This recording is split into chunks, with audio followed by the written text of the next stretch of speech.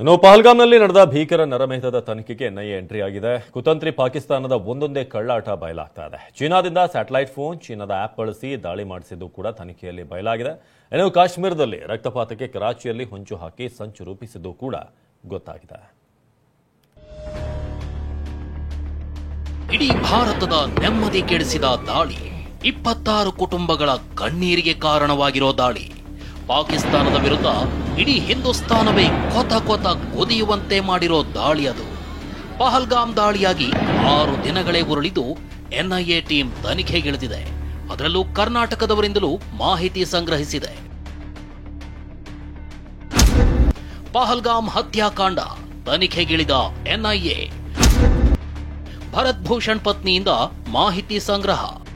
April 22ರಂದು ಕಾಶ್ಮೀರದ ಪಹಲ್ಗಾಮ್ನಲ್ಲಿ ನೆತ್ತರು ಹರಿಸಿ escape ಆಗಿರೋ ಉಗ್ರರಿಗಾಗಿ ಭಾರತೀಯ ಯೋಧರು ಶೋಧ ನಡೆಸುತ್ತಿದ್ದಾರೆ.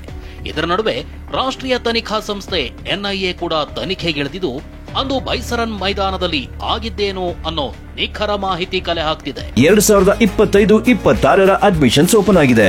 ನಿಮ್ಮ ಸೀಟ್ಗಳನ್ನು ಈಗಲೇ ರಿಸರ್ವ್ ಮಾಡಲು ಕರೆ ಮಾಡಿ 9900072632 ಅಥವಾ visit Saptagiri NPS university Bengaluru. ಇದರ ಭಾಗವಾಗಿ ಬೆಂಗಳೂರಿಗೂ ಎಂಟ್ರಿ ಆಗಿದ್ದ ಎನ್ಐಎ ಅಧಿಕಾರಿಗಳು ಮೃತ ಭರತ್ ಭೂಷಣ್ ಪತ್ನಿಯಿಂದ ಮಾಹಿತಿ ಸಂಗ್ರಹಿಸಿದ್ದಾರೆ. ಕಳೆದ ಶುಕ್ರವಾರವೇ ಮತ್ತಿಕೆರೆಯ ಸುಂದರನಗರದಲ್ಲಿರೋ ಇದೇ ನಿವಾಸಕ್ಕೆ ಬಂದಿದ್ದ ಅಧಿಕಾರಿಗಳು ಭರತ್ ಪತ್ನಿ ಡಾಕ್ಟರ್ ಸುಜಾತಾ ಅವರಿಂದ ಮಾಹಿತಿ ಸಂಗ್ರಹಿಸಿದ್ದಾರೆ. ಭರತ್ ನಿವಾಸಕ್ಕೆ ಬಂದಿದ್ದ 4 ಎನ್ಐಎ ಅಧಿಕಾರಿಗಳು ಭರತ್ ಪತ್ನಿ ಸುಜಾತಾರಿಂದ ಮಾಹಿತಿ ಸಂಗ್ರಹಿಸಿದ್ದಾರೆ. ಸುಮಾರು 8 ಗಂಟೆ ವಿಚಾರಣೆ ನಡೆಸಿದ ಎನ್ಐಎ ಅಧಿಕಾರಿಗಳು ಪಹಲ್ಗಾಮ್ ಟ್ರಿಪ್ಗೆ ಹೋಗಿದ್ಯಾವಾಗ, ಎಷ್ಟು ದಿನ ಟ್ರಿಪ್ ಪ್ಲಾನ್ ಮಾಡಲಾಗಿತ್ತು, ಅಂದು ಅಲ್ಲಿ ಆಗಿದ್ದೇನು, ಎಷ್ಟು ಜನ ಅಟ್ಯಾಕ್ ಮಾಡಿದ್ರು ಅಂತ ಪ್ರಶ್ನೆ ಕೇಳಿ ಉತ್ತರ ಪಡೆದಿದ್ದಾರೆ. ಅಷ್ಟೇ ಅಲ್ಲ, ಶಂಕಿತರ ಭಾವಚಿತ್ರ ತೋರಿಸಿ ಇಂಥ ಮುಖಚರ್ಯ ಇರೋರು ನಿಮಗೆ ಕಾಣಿಸಿದ್ರ ಅಂತ ಪ್ರಶ್ನಿಸಿ ಮಾಹಿತಿ ಸಂಗ್ರಹಿಸಿದ್ದಾರೆ. ಶಿವಮೊಗ್ಗದಲ್ಲೂ ಮಾಹಿತಿ ಸಂಗ್ರಹಿಸಲಿದೆ ಎನ್ಐಎ. ಇನ್ನು ಶಿವಮೊಗ್ಗ ಮೂಲದ ಮಂಜುನಾಥ್ ಕೂಡ ಉಗ್ರರ ದಾಳಿಗೆ ಬಲಿಯಾಗಿದ್ರು. ಮಂಜುನಾಥ್ ಪತ್ನಿ ಪಲ್ಲವಿ ಹಾಗೂ ಪುತ್ರ ಅಭಿಜಯ್ ಉಗ್ರರನ್ನ ಕಣ್ಣಾರೆ ಕಂಡಿದ್ರು. 2025-26 ಅಡ್ಮಿಷನ್ಸ್ ಓಪನ್ ಆಗಿದೆ. ನಿಮ್ಮ ಸೀಟ್ಗಳನ್ನು ಈಗಲೇ ರಿಸರ್ವ್ ಮಾಡಲು ಕರೆ ಮಾಡಿ 9900072632 ಅಥವಾ visit Saptagiri NPS university Bengaluru.